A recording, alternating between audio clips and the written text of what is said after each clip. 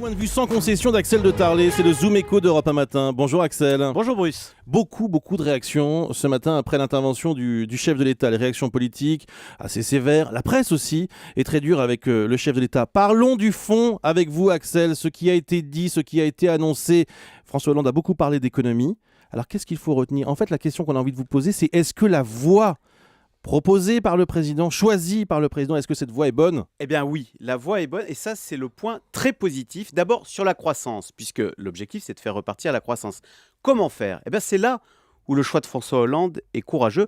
On ne l'a pas entendu hier nous dire il faut relancer la consommation des ménages, distribuer de l'argent qu'on n'a pas et hop ça repart. Vous savez, ça c'est ce qu'on a fait pendant 30 ans. Soutenir la consommation, ça ne marche pas.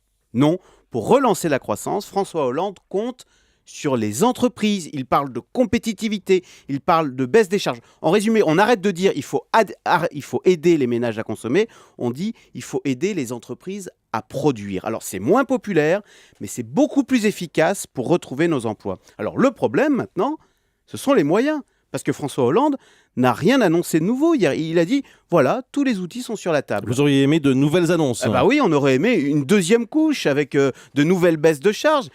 Et on peut dire d'ailleurs exactement la même chose sur la réduction des déficits. Là, François Hollande a promis des économies, sans être très précis, c'est vrai.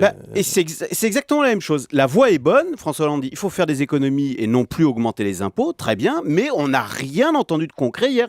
À part cette histoire de mutualiser les achats de fournitures, franchement, on espérait quelque chose de plus fort. Comme quoi ? Quelles mesures fortes aurait-il pu annoncer ? Eh bien écoutez, regardez tout simplement ce que font les Alsaciens en ce moment. On n'en parle pas, mais l'Alsace est en train de fusionner les deux départements avec la région. L'Alsace est en train de simplifier le millefeuille territorial. Voilà une mesure forte, structurante, plus que d'acheter des crayons en commun.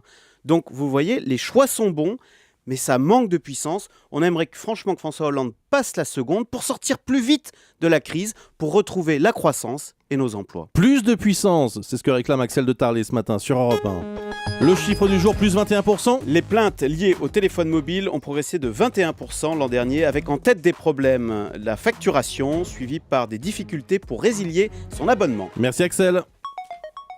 C'était le Zoom Écho avec